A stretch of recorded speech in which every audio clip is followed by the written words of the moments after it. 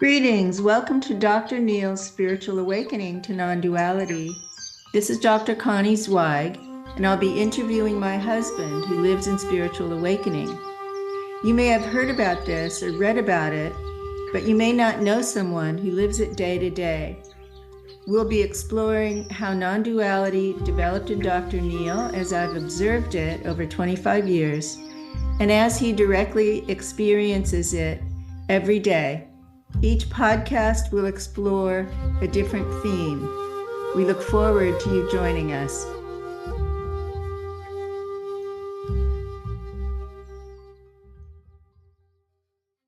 We're going to speak today about a little bit of history of Dr. Neil's awakening to non-duality.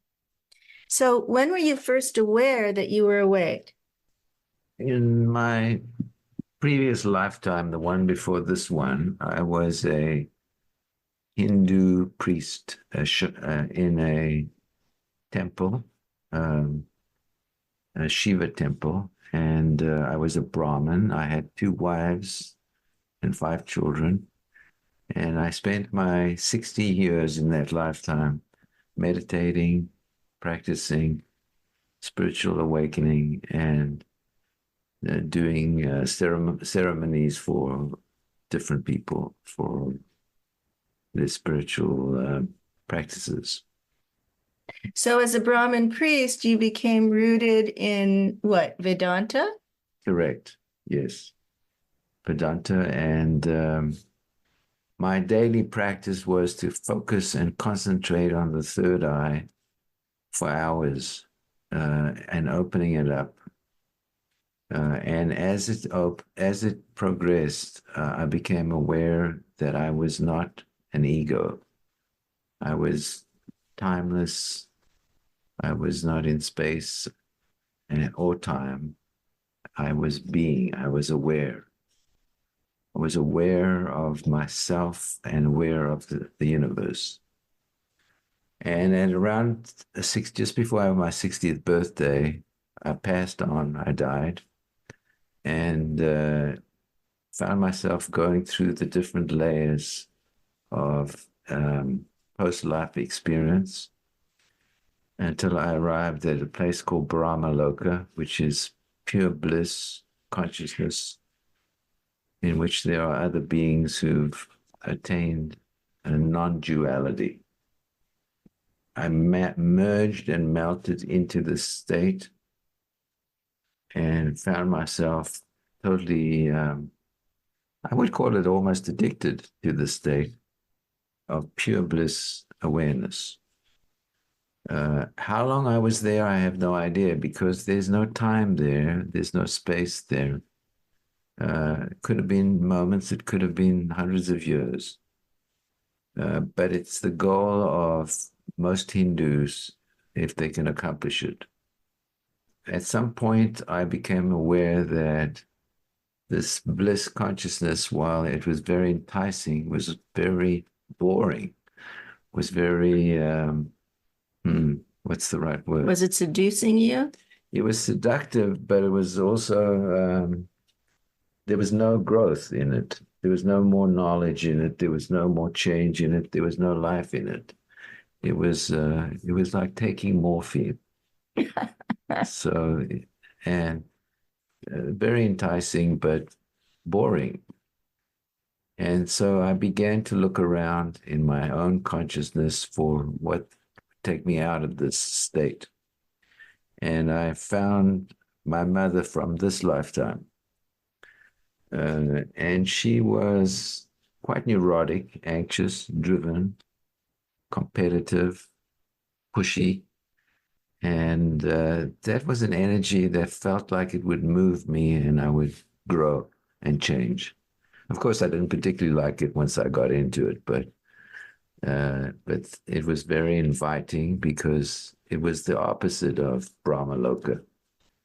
It was about never resting, never being at peace with where you are, about growing.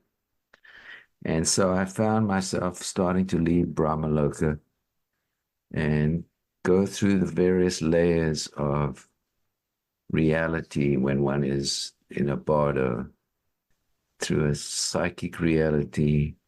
I guess the best way to describe it would be to go down the chakras, go down the different layers of consciousness until I arrived at my own conception, in this lifetime. And that was the beginning of becoming aware that I was in my mother's body, and I was experiencing a fairly pleasant state, not the same as Brahmaloka bliss consciousness, but a warm, caring, nurturing state, and which would help me grow and change and become. And I was attached to my present body and began to grow as physically grow. So I have a question. Mm-hmm. So you're using I, mine, and yet you're not incarnated yet. You're post-death on another plane, choosing incarnation again, beginning to descend. So who is this I in these experiences? What are you identified with without a body mind? Well, as someone in Brahmaloka, I was identified with being, bliss, and consciousness. That was my identification. As I left Brahmaloka, I became aware of different aspects of my own consciousness that were not that, that were universal in the sense of being with everyone and everything. And then eventually, as I entered my mother's body, being more identified with being a personal body. And so you're in utero, in your mother's body. Right. And then what happens next? Well, I grow and expand my physical awareness. And at some point, the uterus, my mother's uterus, becomes too small for my physical body and somewhat toxic because it couldn't eliminate the byproducts of birth. So the uterus was not functioning well enough. And so then I became aware that the environment that I was in was starting to close down, was squeezing and pushing, and was becoming more and more uncomfortable. I guess that was my birth. At some point, I felt my head being squeezed. And even to this day, physically, there's aches and pains on the left-hand side of my body from entering the birth canal and being squeezed and pushed out into the world. Next thing I remember was a lot of bright lights, some voices, loud voices, and breathing, beginning to breathe. So you consciously chose to descend into an incarnation. Yes. And what happened to the level of awareness in which you were awake in the last lifetime? I forgot about it. In Judaism, there's this saying that when you're born, an angel comes and strikes your head and you forget about everything from the past. That's more or less what happens, except there's no angel doing it. It's you doing it to yourself. Because one would become too confused and disoriented if you could hold all of the consciousness from between lifetimes and before this life. So the sort of goal is to become human and experience the human journey. And to do that, one needs to forget the past. So you were born into a family in South Africa. Yes, in South Africa. And during apartheid. Yes. And you began to grow up, and you had a kind of ordinary human experience, although you had several siblings who were also quite evolved. Yes, my sister was very much into psychic phenomena. She was a medium and would sit on the stage and have transmissions. My parents were shocked and very distraught. They didn't like the fact that a Jewish girl would be doing such things and went and pulled her out. But what was more important to me was the books that she left lying around about spiritual evolution. I remember one on White Eagle, who was an American native, who had a meditation practice. And around about 15 or 16, I started to practice meditation in the style of White Eagle, which was very grounded. And of course, White Eagle was not incarnated, had passed on, but somehow communicated in writing to the author. So that was the sort of beginning of my meditation practice. And what appeared next? Well, let's see, 16, 17. What appeared next was my father passing on. He died when I was 18, and I became far more intoxicated and interested in the spiritual realms.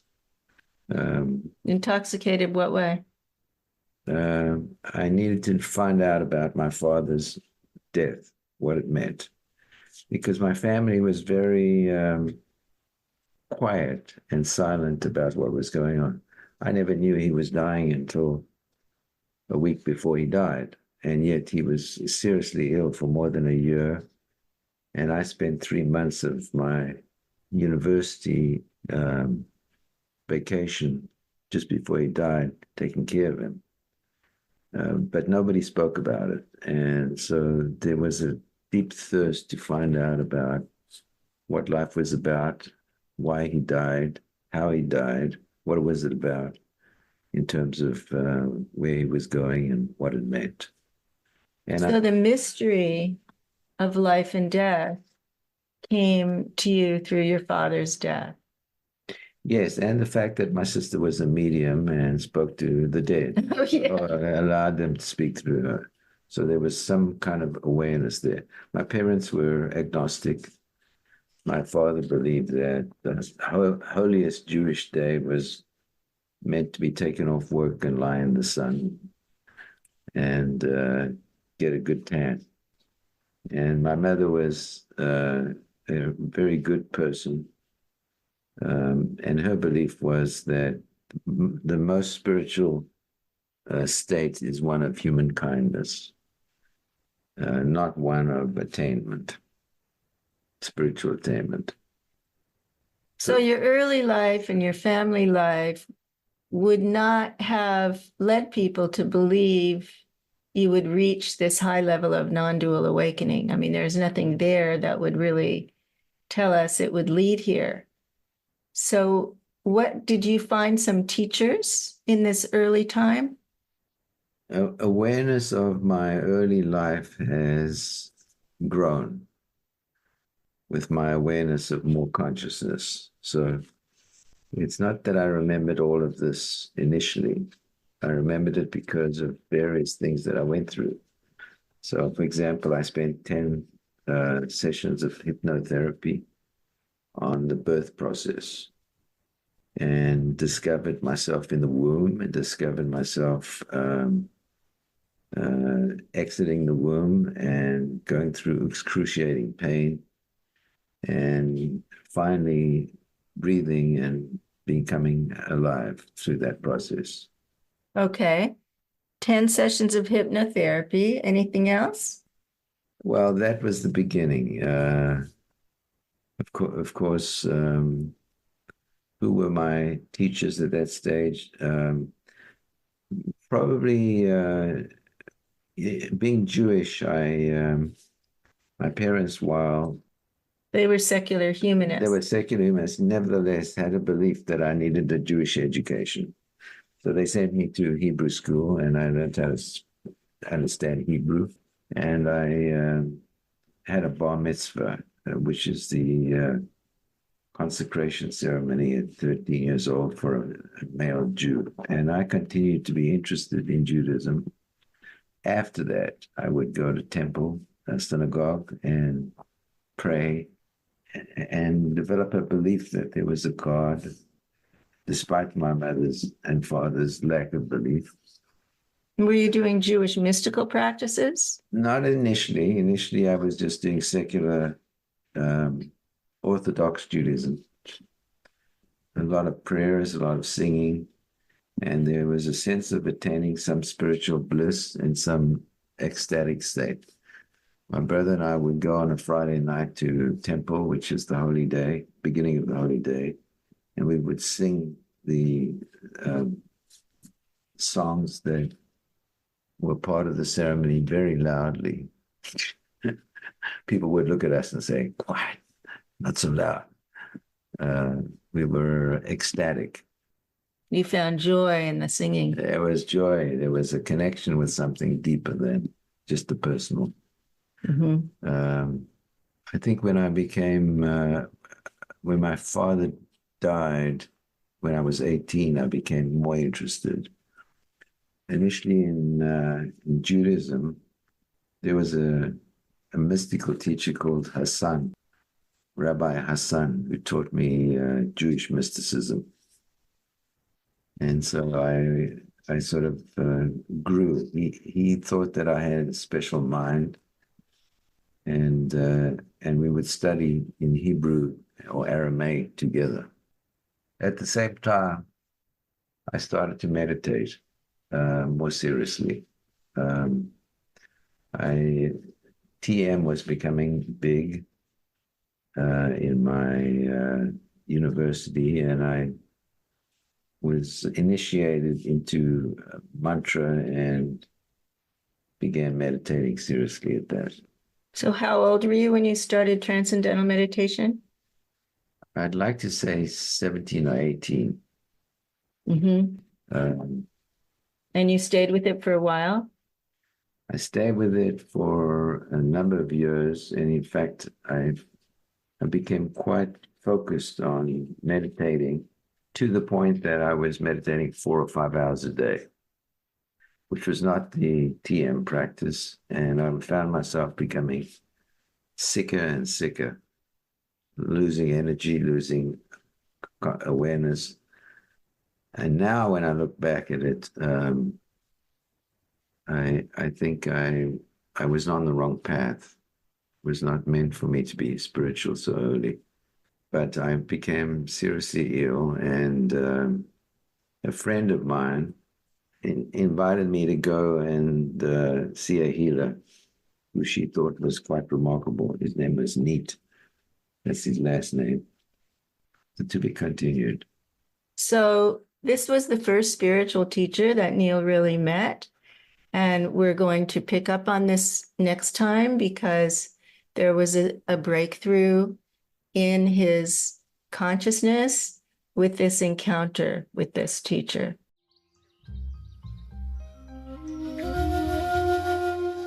Thanks for tuning in today.